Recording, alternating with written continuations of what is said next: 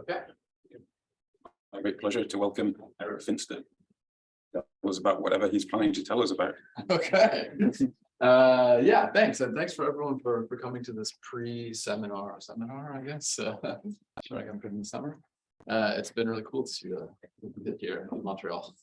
So I'm going to tell you a little bit of the story of what's been going on in the connections between constructive mathematics and computer science and homotopy theory, and how homotopy theory is kind of yeah, it's interesting solving some long-standing open problems with respect to a certain class of languages, which is what I'm going to tell you about. Yeah, I should say. So my background was homotopy theory, but I've always been interested in computers, and so since then I've kind of become interested in this topic, and I'm now actually in the computer science department. So I'm going to tell you some things that maybe are not well known to pure mathematicians. Maybe some of you know them very well, but so I have to start with part one, which is a kind of tour of type theory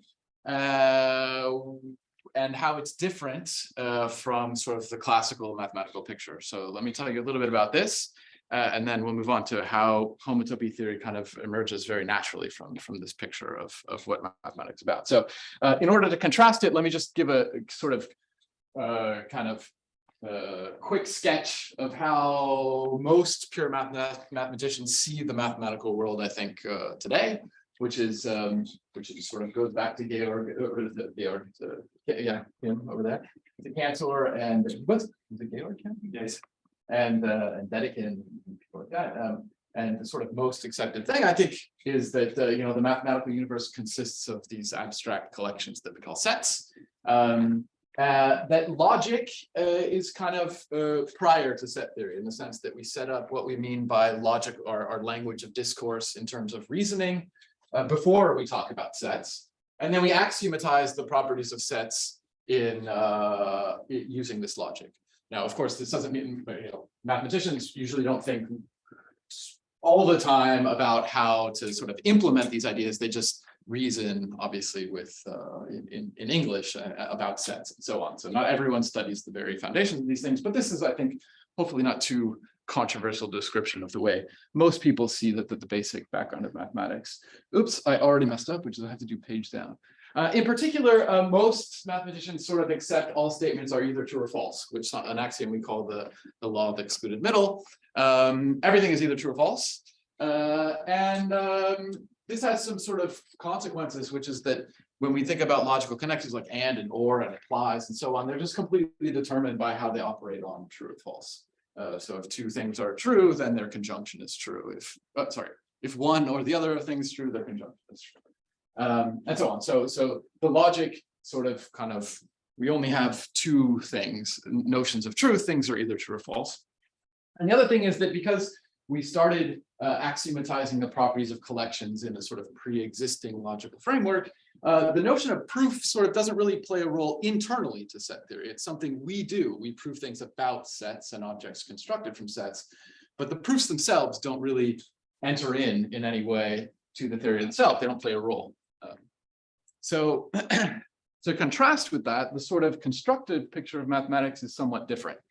It actually sort of gives a description of the mathematical world, which goes as follows. The mathematical universe doesn't consist of abstract collections. It consists of statements, mathematical statements, and their proofs.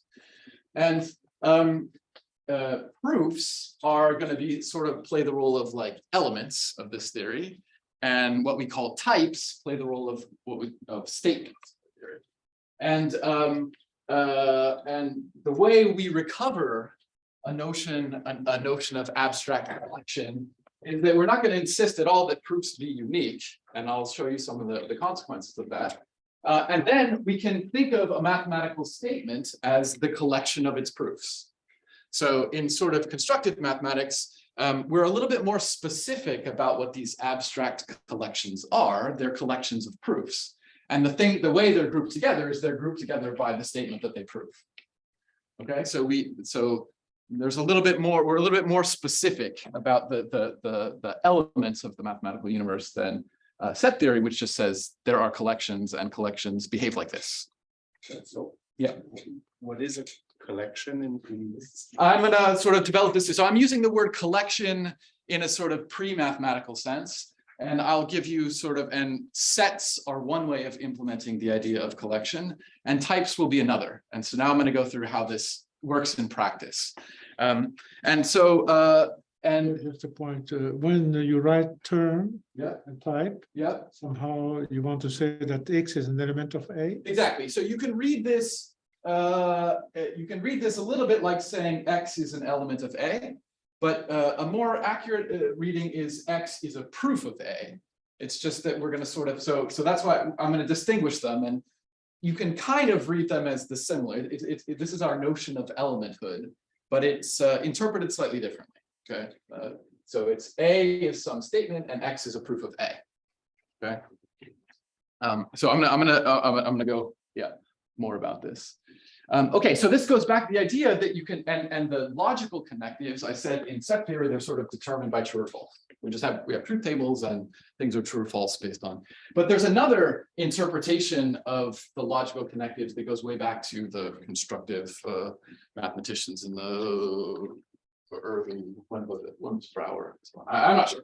But anyway, it explains what and or and implies means, not in terms of whether they are true or false, but in terms of what constitutes evidence that they are true, in terms of their proofs. So for example, we say that a proof of A or B is either a proof of A or a proof of B. Okay, we're describing how to create proofs of it. And if you want to show me a proof of A and B, you need to show me a proof of both A and a proof of B. And if you want to show me that A implies B, you need to give me a method or a function or something which accepts a proof of A and produces a proof of B. Okay. So and so on. There's going to be no proof of false, and to prove not A is to prove that given any proof of A, I can prove false. And since there are no proofs of false, this is okay. So the logical connectives in type theory and in constructive mathematics, they're explained differently. They're not explained in terms of whether they're true or false. They're explained in terms of how you construct evidence for them based on previous evidence you had. Okay, so this, as I've written it here, I mean, I think if you Wikipedia BHK or something like this, you'll find this interpretation. But of course, this is not, I have to explain what I mean by proof and what I mean by function and so on. So this is not completely rigorous yet. This is just a sort of schematic intuition for how you could describe these connectives differently in terms of evidence instead of in terms of just truth tables. So type theory is one way of implementing this idea, okay? Implementing the idea that we have a collection of statements and a collection of their proofs. And we'll do this by being completely explicit about the grammar of statements and about the grammar of proofs. So when I write things on the board here, the red and the green, I want you to think that these are sort of literal pieces of syntax. That is, if I have some proof A, it could be some long string or whatever, and I have some proof B, some long string, then I put a comma in the middle, maybe with some parentheses, that doesn't matter too much. And this is now a proof of a new statement, A cross B. So at the same, I'm defining at the same time the sort of grammar of statements. If I have two types, two statements, I can put an X between them, and that's a new statement. If I have two proofs, one of each side, I can put a comma between them, and that's a new statement. Okay, so I'm describing just rules for generating these statements and their proofs at every step. And so, for example, if I want to, I'm going to define a new type, which is the disjunction of A and B. Maybe I confused that earlier. So if I have two types A and B, there'll be a new statement, which is A or B, as sort of a grammar that I can generate. And to prove A or B, there are two different ways. Either I can have a proof of A and I can tag it with a little in left. And now it's the in left tells me that it's a proof of the left-hand thing. Or I can tag it with an in right, and that tells me that it's a proof of the right-hand thing. And this is the way I implement the idea that all the proofs of A and B are either a proof of A or a proof of B. Okay. And similar, so the last one is the one that's a little bit complicated. I don't really want to go into all the details, but to prove A implies B, well, with any logic, you actually need to develop more than just the propositions. You actually need to say what is a proposition in context. So with some hypotheses. So this says basically, if I can prove B with a free variable, with a free variable X, then I can abstract over that variable, and this becomes a proof of A implies B. So the functions in type theory are recorded by what's known as the lambda calculus. So this is a common thing in computer science. The lambda calculus is essentially a rigorous notation for creating functions. Okay, and it can be run in a certain sense, but I'll sort of come back to that. But this is the general framework. We're gonna have these things called types. We're going to make a grammar for making new statements out of old ones and a grammar for making new proofs out of old ones. And this will all be completely explicit. Just you, in the third square, you have introduced kind of entailment. Would you explain a little? So I don't want to go into that. I mean, I could go into all the rules or whatever, but just take my word for it that there's a totally explicit notation for writing functions. Otherwise, we'll spend, the entire seminar on the details of lambda calculus and logic and so on. So it'll come back, but yeah. Okay, so I have to be a little bit vague, or we won't make any progress. So if I want to implement something like this, where I'm saying the mathematical universe consists of statements, then it's not going to be very interesting. Obviously, if all statements are either true or false. I definitely want mathematical objects like the natural numbers. So I should explain to you in what sense you can think of the natural numbers as a kind of statement. And I claim the statement it sort of corresponds to is I know some natural number. Okay, maybe this is a little bit, maybe you would not consider this, well, it's maybe a little bit of a trick, not really, but. And what should I consider as evidence for this? What should be the proofs of I know a natural number? Well, I'm just going to tell you what those proofs are. Again, syntactically, how do I build proofs of this thing from old proofs? And the idea is there's a new constant, 0, which is just something. It's declared to be a natural number. And then if I have an n, I have a successor of n. So the piano axiom saying that the natural numbers should be closed on a successor. And this will form the grammar. So the proofs I can generate from this grammar look like this, and they are indeed the elements of n. So I regard n as consisting of the collection of its proofs, and I've given you the grammar for what those proofs look like. So again, you can see from this example that if we want this to be a system of mathematics, including objects like this, we can't insist that proofs be unique. Otherwise, we won't have anything like the natural numbers, where they're by construction not unique. Same thing for functions as well. But okay, so just to this is just to make clear that we can recover things that we know, like the natural numbers and the real numbers. That's fine. Their proofs look more interesting or more complicated. Okay. But then there's a lot of more things we want to do, like how do I encode things like 4 is less than 7, or for all n squared is positive, or just basic mathematical statements like this. You can see what's a little bit strange like this is if I want to consider this a mathematical statement, it is a mathematical statement. I can think of a type, but it depends on me having 2 natural numbers around. So in other words, our grammar of mathematical statements, it also needs to allow for us to have elements of previously known types sort of appear in the grammar of types. That's okay. So what we're going to do is we'll introduce what we call the type of types. Okay, so the universe of types. We'll have a statement whose proofs consist of, or can be read as essentially I know a type, right? Just like for the natural number. So think of this somehow as the universal of all sets, or the universal types, the collection of all, the large collection of all sets. Let me not talk too much about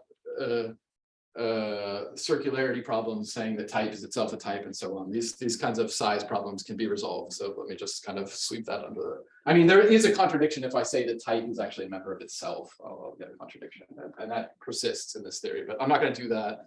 I'll have a stratification, blah, blah, blah. So I'm going to ignore that in this talk. So then you can think of less than or equal. It's a function from the natural numbers to type itself. It's a function that given any 2 natural numbers like 4 and 7, it produces a type. And I have to describe, if I want to tell you what less than or equals means, I have to describe for you how to produce proofs of that type, like I said for everything else. Yeah. Sorry, but what is a function between types?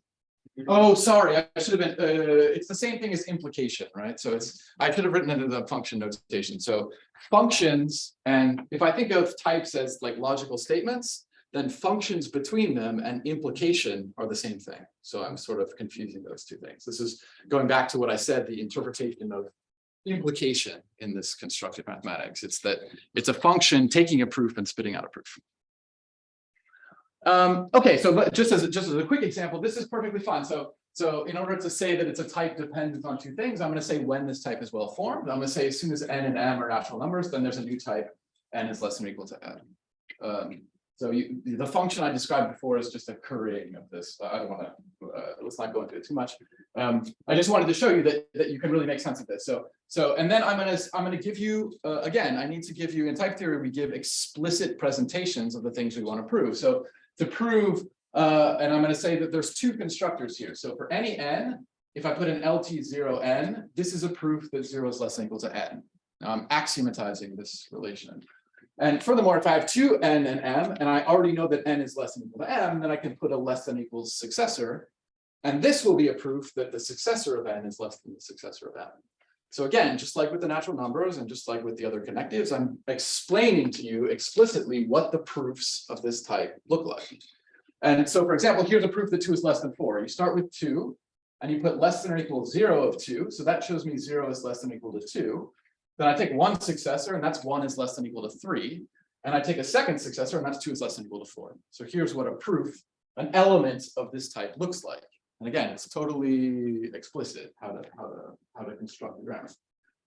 It's even true that in this type, you can prove that this is the only element of this type. We'll come back to that later on. So that this really is a relation in the sense that we think of it in set theory. But let me come back to that point. But I just wanted to show you that even with dependent types, where we have sort of some term appearing here, it's still possible to give just an explicit grammar of how to prove constructively the things that we're interested in. Okay. Now, yeah, so some of these slides are left over from vector in computer science of A, n is just the lists of elements of A of length n. Okay, so this is just notation. So this is what it's called in almost every computer science book. They call these things vectors. Okay, so I just wanted to I would just want to give you some geometric intuition, so how you should think of a dependent type. Remember, I said a dependent type was a map from some type A to the universe of types. And in particular, there's the vectors. B is for Booleans. The vectors of Booleans would be lists of true and false of some fixed length. And there's a kind of geometric picture that goes along with this, where you think of A. I think this will start to be familiar to topologists very soon. You think of A as kind of the base of some space, and then at a point A, the type that I get by applying this function to A, you think of its element as sort of living over A. Okay. So, for example, here, the lists of length 0, or just the empty list, the list of length 1 is either true or false, the list of length 2. So I have this sort of geometric picture when I have a dependent type of the values of that type sort of sitting over my base type. Okay, and this is a really useful intuition that's going to become even more useful as we sort of go into homotopy. So dependent types, you should think of them in some sense as vibrations, and I'm going to sort of justify this more later on. Okay, if you have such a thing, there's two constructions you can do. Don't worry so much about the rules. I know these rules look complicated, but I'm going to give you. So here's my sort of dependent type. Then there's two constructions which are called the dependent product and the dependent sum, which are going to play the role of for all and exists. And I'm going to explain to you how to think about these in terms of the dependent type over here. So don't worry so much about the rules, but just think the for all, its elements are pairs. It's a generalization of the notion of product. We'll come back. And there exists, which is written as a sigma. And the pi, its elements are functions. It's a generalization of the notion of function. So for topologists, don't focus on the rules. Let me just give you the intuition, which is that in this vibrational picture, the sum consists of the total space of this vibration. So you can just stare at this and see that if I want to think of the collection of all the elements up here, I need to give you two pieces of data, the element downstairs and the element of the fiber. And then the total space is just the collection of all those things, okay? And similarly, the pi, you should think of it as the space of sections. So, and this is the sense in which it's a generalization of a function type, because it assigns to everything in the base an element of the fiber. Now, let me just say one thing, which is that to see why to see why this corresponds to quantification, that is for all and exists, imagine the case where the fibers are either empty or they consist of a single point. Okay?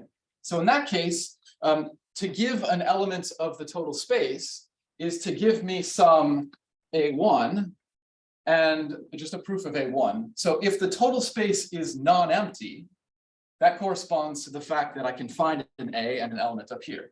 If all of the fibers are empty, then the total space will be empty as well, right? So the notion of there exists corresponds somehow to this total space being non-empty, because you'll need to find something in the base and something in the fiber. Similarly, if I restricted the case where these fibers are sort of empty or not empty, and I ask that I have a function, well, if any of these fibers is empty, there will be no function.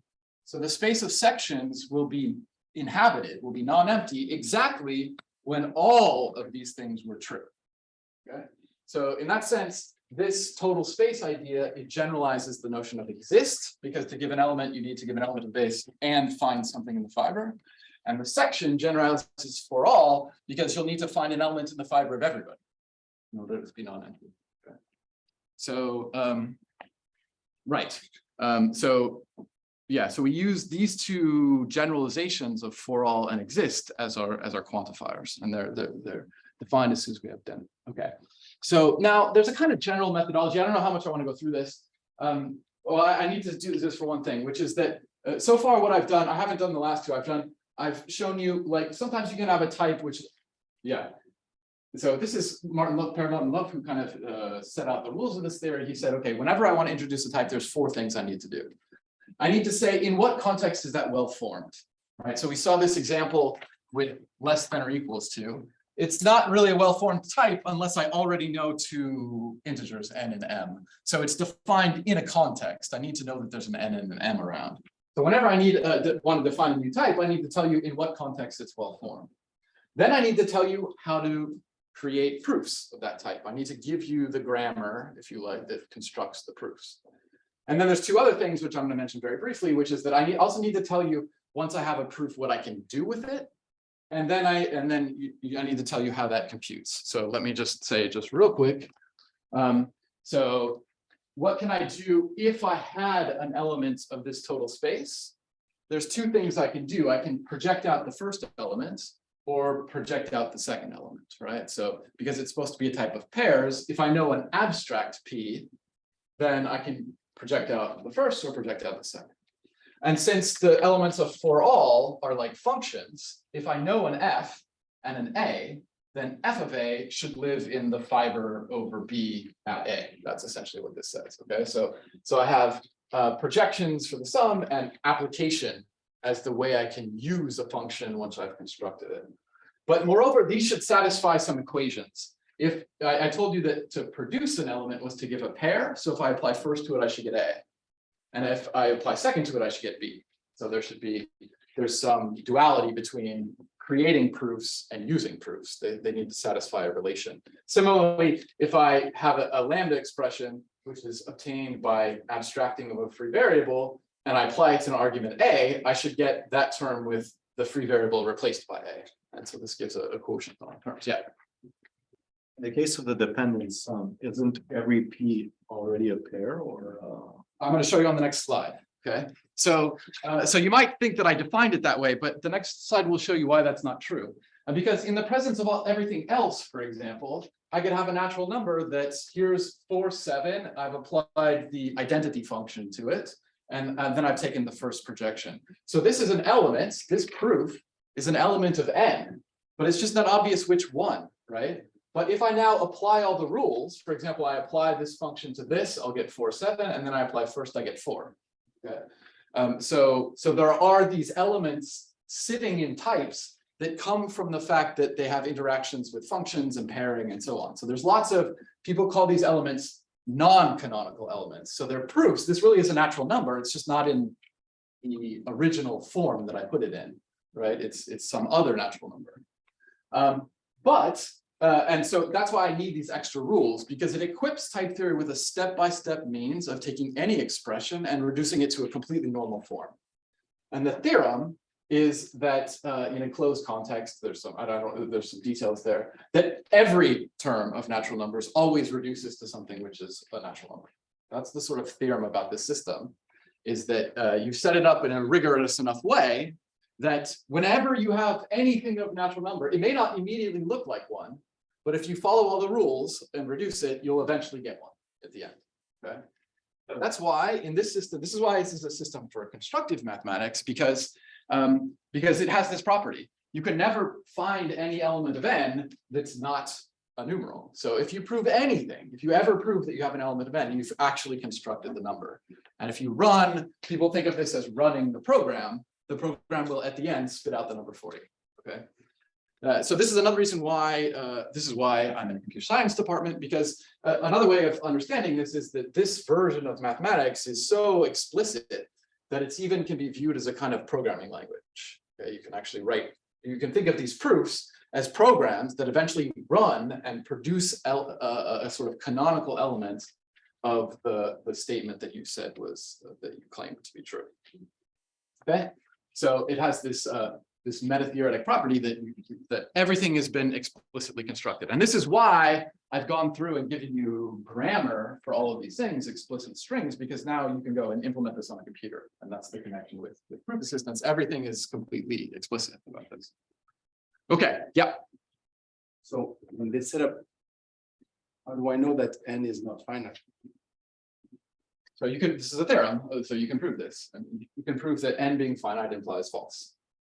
Yeah, so this is a So theorem. you don't have to actually construct each and every possible natural number. No, the natural number, that's sort of, like I said, think of it, it's like a grammar, right? So the grammar lets you build proofs, but the statement n is not finite is a statement I can write down in this theory, and I can prove that n is not finite. So it's strong enough to prove statements like that. Yeah. Okay, so so far we've just been talking about kind of about this slightly weird picture of mathematics.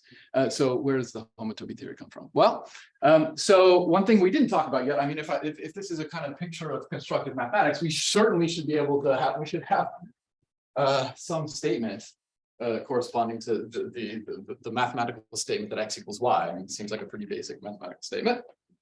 And so Martin Luff, when he sort of proposed this system, he gave a description of this type. And so it works like this. It says that if you have some type and two elements, there's a new type, which is the type of, let me call it the type of identifications between A and B.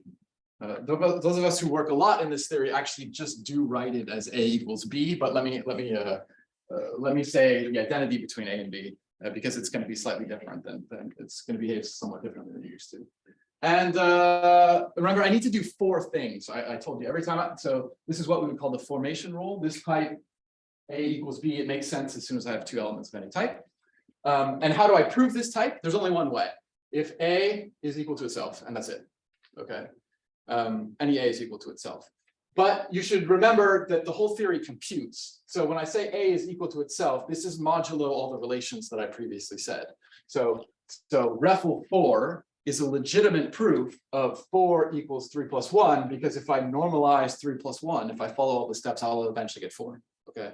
So you need to, when I say A is always equal to itself, remember the whole theory has this computational aspect. So I'm really saying, if you like, somehow the normal form of A is equal to itself, and that works for all of the various things that various ways we might see determined here. Okay, so that's it. Now, again, like I said, there's two other rules. There's also the elimination rule, what I can do with an identity once I have it, and the computation rule, what relations that satisfies. Let me skip past those. They get a little bit messy, and I don't really want to explain the sort of logical aspect. I just want to say that again, this thing is not something external to the theory. It's actually a type, and it actually has pieces of evidence in it. Okay? It's generated by some pieces of data. Could we say that x equal y is the type, terms of type x equal y is a proof? Is A, you should think of it constructively, you should think of it like this. A proof of ID AB, we'll see, is a means of identifying A and B, a way of identifying A and B. And we're going to talk about I'll be more specific on the next slide. So, so what's weird about this? So this is kind of strange because we stated that this makes sense for any A, but that means I can apply it to itself. So this means that just from the rules, if I have two elements P and Q of ID AB, I can talk about ID PQ and so on. So this simple rule, just the form of it, leads to this sort of infinite tower of higher and higher and higher and higher identifications. I can talk about when two equalities are themselves equal. So that's the first thing that's weird. So imagine it's like in set theory, when we say X equals Y, this is a kind of external statement. In this theory, there's a new set of ways that X is equal to Y. Okay, that's the sort of analog. That's what I'm saying by the fact that I can iterate.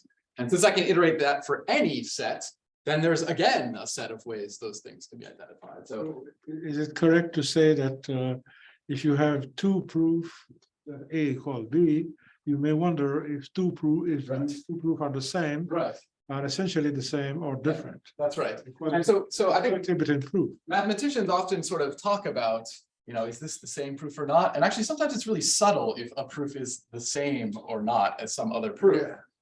But this theory, because it computes and it has normal forms, it answers that question. There's a rigorous definition of when two proofs are. Sometimes in math, we come with a new proof Yeah, of something, but is it really a new? exactly. And this is not always an Just the old answer. answer that has been Right. reformulated in a different language. Right. So this theory actually gives a very precise meaning to that question. Are two proofs the same? Well, reduce them to their normal form, and are they the same sentence or not? That's what this theory says. Yeah. I've been telling you that all along, but it would be much less confusing if you type theorists would say that A is isomorphic to B and not A. Well, isomorphic isn't so great. I mean, is 3 isomorphic to 4? No? Isomorphism usually reserved for sets.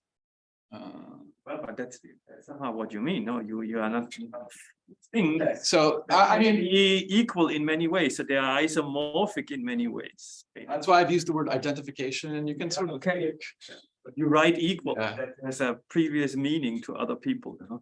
Yeah, well, it's a different theory, so we're allowed to say what equal Actually, to wrote means. ID. Theory. That's why I wrote ID to not confuse you. But okay, yeah. So the second thing that's weird about this is, like we saw with the natural numbers, we can't insist that proofs are unique. Otherwise, this theory would be really trivial. We wouldn't go anywhere if we insist that proofs are unique. It would just be a theory in which everything has one element or nothing. And in particular, that means that we can't a priori insist that there's only one way that two things can be equal. Because maybe I mean, it looks like we put in only one way, reflexivity, but this turns out to be quite subtle. And so I'll come back to this. Yeah, so this, I think Martin Luff, for example, who was trying to write down a theory of constructive sets, this phenomena seemed really strange. And there's some strange things that follow sort of from this phenomenon. Okay, so let's move on. Okay, so you might wonder, since we only put in reflexivity, you might think to yourself, okay, well, maybe this tower I generate, maybe it's just trivial. I mean, maybe it becomes completely, maybe after one step, everything's equal, right? So there's only one proof that 3 equals 4. Maybe that's generally true. Maybe there's only ever one true. But you can make that into a statement in type theory. And it looks like this. It says, for any X and Y of some type A, and for any P of Q, P is equal to Q. So this here, I mean, or P is identified with Q if you don't mean to say equals, but this is a perfectly legitimate type, right? It uses the for all, and ID. So I've written it down. For every X and Y, and for every P and Q, P equals Q. That's how I would read this. So this says that after one step, every equality becomes equal, okay? So you can ask, is this statement provable? And the answer is no, this statement is not provable, because you can give a model of this theory in which this is violated. And the model that you can give of this theory is where types are interpreted as groupoids, and where the identity type gets interpreted as the Hom. And so the fact that there are non-trivial groupoids where the Hom is not just a point, it shows that this, and the fact that that's a faithful model, you can prove this model is sound, maybe that's the right word, shows that this can't be provable, because otherwise it would be true in every model, and it's not. There are models where it's not true. So it is not the case. You cannot prove that this tower becomes trivial. Okay, there legitimately can be elements in it. So what is not provable is if you put like a forward A, that's something like. Yeah. Oh, sorry. Yeah, maybe I should quantify it over A as well. I meant yeah. So it could be true for some specific A, and in practice it is true for some specific A, but it's not true for all A, or you can't prove that it's true for all A. So this happened in the mid-90s. In the early 2000s, people started to sort of get the idea of this, and Atwood and Warren, for example, showed that so even Hoffman and Stryker, their first model was in groupoids, and they kind of suggested, well, since this tower goes on forever, maybe there's more models in higher groupoids and so on. This was kind of made precise by a number of people in the early 2000s. So for example, Atwood and Warren showed that if you take a Quillen model category with some special extra structure, that would be a model of type theory. So this provides lots of very general ways of getting models of type theory where this is going to be totally non-trivial. And then you can even be more explicit, like Lumsden and Garner and Van den Berg. They actually showed that the rules for the identity type, they extract well-known definitions of what people call weak groupoids. So type theory, the rules of type theory really were constructing these algebraic models for homotopy types, just from sort of the rules of how equality works. So just give an intuition for that, like if you, the rules for, I didn't give you all the rules how to use identity types, but the rules will actually let you prove things like there's a composition operation. If I have, and you should think of this composition as the, I keep writing 3 = 4, which is a little bit silly. I mean, in type theory, you'll be able to prove that this is empty, that 3 = 4 is not true. But so the fact that what we call now the composition operation would sort of just be thought of as transitivity of equality, right? But the rules for identity let you show that equality is transitive, that you can compose 2 things. But they also let you show more. They let you show that equality is sort of unital on the left. If you compose a proof P that x = y with the reflexivity proof on y, you just get P back. But this new proof lives in an iterated identity type. So the sort of connection with groupoids suggests that you imagine that proof as a 2-dimensional cell between these 2 one cells. Similarly, the proof of associativity, you can construct this term, the proof of associativity. It lives in an iterated identity type. You can see that it is a 2-dimensional cell. It says that these 2 proofs of equality are themselves equal. So you can already see the emergent people sort of, I don't know if they have this geometric intuition, but you can already construct elements up here. The only thing that, so it could be the case that all of these things are just equal to REFL. And that's what I'm saying is not provable. Okay, so you can construct these terms, but you can't prove that they're all just equal to REFL. And so once this connection with topology came out, I don't think this was done before, you start to get topological ideas about how these paths should behave. So for example, you can ask about the Ekman-Hilton argument from topology, which says that if alpha is an endomorphism or an automorphism of a reflexivity term, which you think of as sort of an identity path, then you can actually sort of braid it around and compose the other way. Okay, that A composed with B is B composed with A in dimension 2 when the boundaries are identities. And after this sort of homotopy theoretic interpretation came out, people sort of thought, oh, well, is this provable? Are these topological? And the answer is yes, you can go prove this. You can go write this out as a term in this theory. And so now I can give you a little bit more concrete. Well, I said you should think topologically about this picture of dependent types as a sort of fibration. And once you have equality around, you can give real meaning to that, which is that if you have in the base type some equality, some identification of A and B, and you have an element over here, then you can prove that actually there's a term over here. And this corresponds exactly to the sort of path lifting property of fibration in topology. So, so the dependent types really do behave like topological fibrations in this sense. And it's helpful to think of them in this way. Okay. Right. So as I said, so you kind of get this, let me write the type A, and then there's sort of IDA, sort of IDA, and ID, et cetera, et cetera. So every type in this theory sort of generates this infinite tower of higher and higher identifications. So this is something that's kind of strange from the level set theory.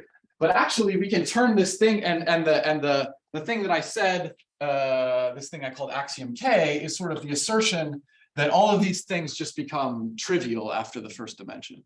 And what I said is that's not provable. So, but what we can do is we can turn that failure into a definition.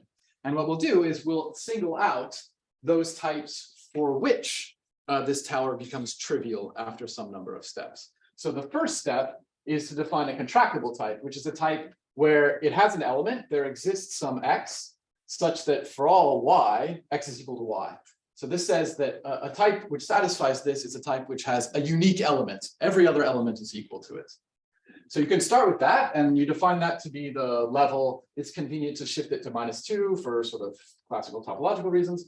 And then you can say something is level successor of n if for every two elements x and y, its identity type is level n. So you get this inductive definition, which essentially distinguishes those types where this tower becomes trivial after n steps. Okay. So once you have this, yeah.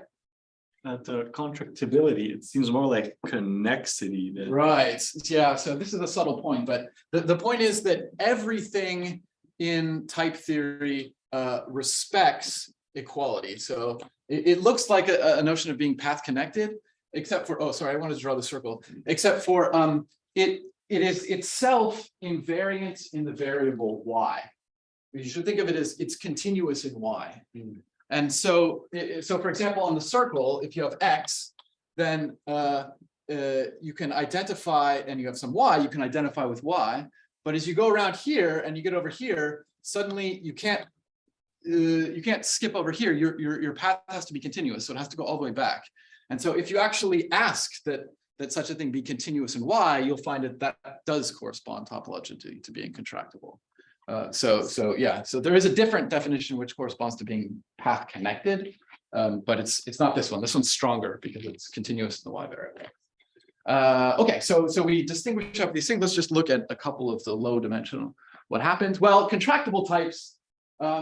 You should think of contractible types as types that are necessarily true. They're essentially true things that are true, and they're true in only one way, and every way that they're just true.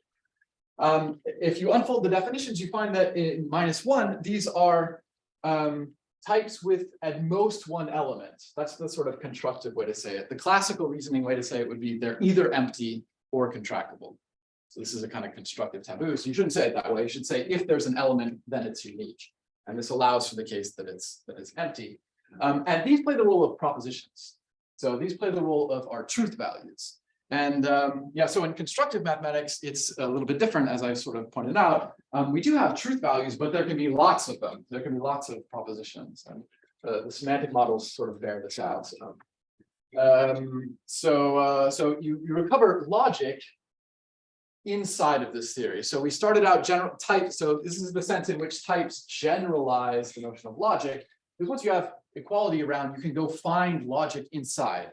Right? So that's why over here I said you can think of a fibration where these are either empty or inhabited. This corresponds to talking about propositions on your type.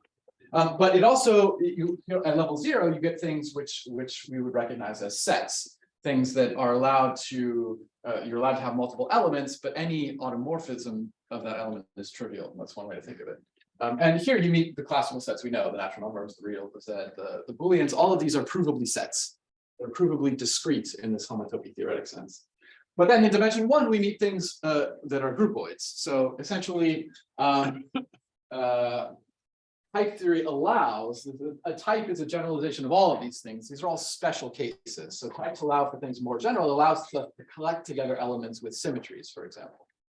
An example of this is the type of finite types, where if I look at a finite type, one which just has a finite number of elements, this thing has a bunch of symmetries. And if I collect it together in set theory, if I take of the set of finite sets, we forget the automorphisms. But type theory automatically remembers the automorphisms of these sets. So, okay. Let me come back to this. Let me just say, okay, so in the time I have left, I'll come back to equivalences in a second. So you can do an amazing sort of amount with it. Actually, let me even skip ahead a little bit. So you can yeah, you can ask how far this goes. So you have this intuition. Okay, so the types are now behaving like groupoids and higher groupoids or homotopy types. Does this theory sort of prove things about these types? Does it reproduce the way we think about homotopy theory? And I think now the answer is kind of a resounding yes. If you take this idea seriously, you can start to create these types that look like the sphere, and you can start calculating their homotopy groups, and you get the classical answers. You can develop a theory of vibration sequences, all at this level of just manipulating syntax. It's kind of remarkable this works. You can develop a theory of cohomology, you have Eilenberg plane spaces, spectral sequences, etc. We even now have very rigorous justifications in the sense that people have constructed models of this theory in classical models of homotopy types and even more generally in infinity toposes, so that we know that the things that you prove in this theory actually are theorems about homotopy types. So that's why you're getting the same answer, because the things you can prove really are theorems about homotopy types. In the time that's left, let me say a little bit about, oops, oh, we went the wrong way. So I want to say just something about this. So so it's remarkable what you can do with Martin-Löf's identity type, just this simple thing about reflexivity. But there are some things you can't do with it.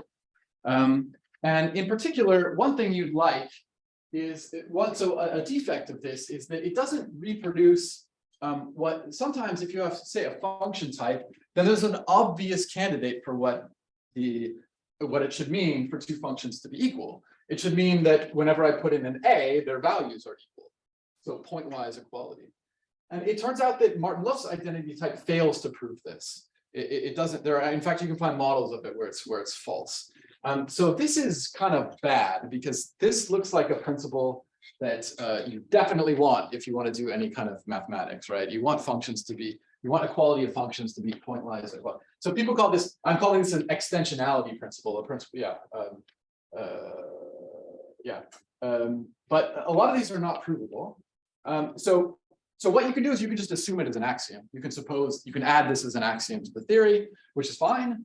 And you can prove lots of things. So this is what people do in practice. If you look at, people writing in Lean and writing in Coq and these systems where they're doing large proofs, they assume this is an axiom, which is fine. It still will reproduce known results. What it will do is it'll break this property that everything reduces to a normal form. And that's because if you just state this as an axiom, then it's not constructed out of other proofs. So when the computer is trying to follow the rules to reduce it, it sees this axiom and it says, well, it's an axiom. There's nothing more to do. So it gets stuck. So you sort of pay a price for wanting to have this, but you definitely want this. Let me suggest that there's another case where the identity type doesn't produce the natural notion of identity, but this one is maybe more subtle. So another place where the identity type is sort of undetermined, it doesn't prove that it's equal to anything else, is on type itself. So you can ask, what should the identity type be giving me when I compare two types? And so this is where Voevodsky came in and suggested an answer to this question, that the identity type at the universe between two types should be the type of bijections or equivalences between these two things. So you just think of it as bijections for now, although you need to be a little bit careful about what you mean by isomorphism or bijection between two types. So he suggested that the identity types of the universe should satisfy this principle. So at first, just like with functional extensionality, the thing I just said, this is not provable. There are models where this axiom fails. Nonetheless, it's a good idea and it has a lot of consequences. So one consequence, for example, is that if you have this, it implies not axiom K, in the sense that, so here's a type, the Booleans, and if I say that the identity type is equivalent to the type of isomorphisms, well, there are two isomorphisms here and they're provably not the same, in the sense that if they're equal, then false, right? So these are two provably distinct automorphisms. And so if I have univalence, this means the universe has non-trivial, non-equal paths, which is not the case, which you can't prove without something like univalence. So let me just say that now we have more sophisticated theories because of this idea of the homotopy theoretic interpretation, it sort of it asked the question to computer scientists: could they find a system which was still constructive and prove the univalence axiom, where we don't have to add it as an axiom, but it actually is a statement that can be proved. And now we have systems like this, okay? And in fact, it also fixes the other problem. So in such systems, the other thing I said with functions, about function extensionality, that's also provable in these systems. In fact, it's even possible to show that univalence implies this. So there are these new classes of type theories, these called cubical type theories, although that's not the only possibility, that were designed because of this homotopy theoretic interpretation, and which have solved a bunch of problems in, like I said, these extensionality problems. They compute better, they satisfy canonicity. I mean, this is a really strong thing. And with the univalence axiom, let me say what that implies. Because I think it's rather remarkable, actually, if you think about this. So there are these theories now where the univalence axiom is provable. And what does that mean? So the univalence axiom says the following: if I have two types, A and B, they're isomorphic, then they're equal. So that implies absolutely anything you can say about B, about A, you can say about B. So mathematicians often sort of implicitly use this principle. We say we have an abelian group and a subgroup, and maybe we have a group which is only isomorphic to a subgroup, and we implicitly say, well, we're going to identify the group A with the subgroup B, with the implicit understanding that if you're an actual mathematician, you could go through and every statement you made about this subgroup over here, you could translate it via the isomorphism to a statement over there. So these new theories implement an algorithm for doing that. So that informal algorithm that says that anything I say about A, I can say about B, which seems clear once you are familiar with the notion of isomorphism, these theories are now strong enough to actually implement that. So there's a specific algorithm that people have written down which does that, which goes through some replace. And it's surprising that that algorithm essentially requires homotopy theory. So this is a kind of, it's not clear how to do that, how to make that sort of precise. But if you move to these systems with this homotopy theoretic interpretation, this is a consequence. You can have systems where that transporting principle is an algorithm, is actually calculatable, which is kind of a strong property. So anyway, so I think I'll stop here. Yeah, thanks.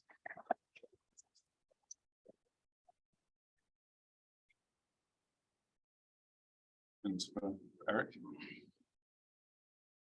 So you say that they managed to have these extensionality principle that preserve canonicity, but if canonicity is reducing to an introductory form or equality type, isn't there only the reflexivity? Well, they changed the definition of equality. Okay. So once you have, so it's remarkable in some sense that Martin Loeff's definition of there's just reflexivity works as much as it does. Like I said, it has these defects, but after these homotopy theoretic models came out, people used homotopy theoretic ideas to have other definitions of equality, and these other definitions essentially fix these problems. That's why I was trying to say. So once you have the idea that there might be another definition of equality and then it's inspired by homotopy theory, you change the definition and it fixes these problems. Yeah. So.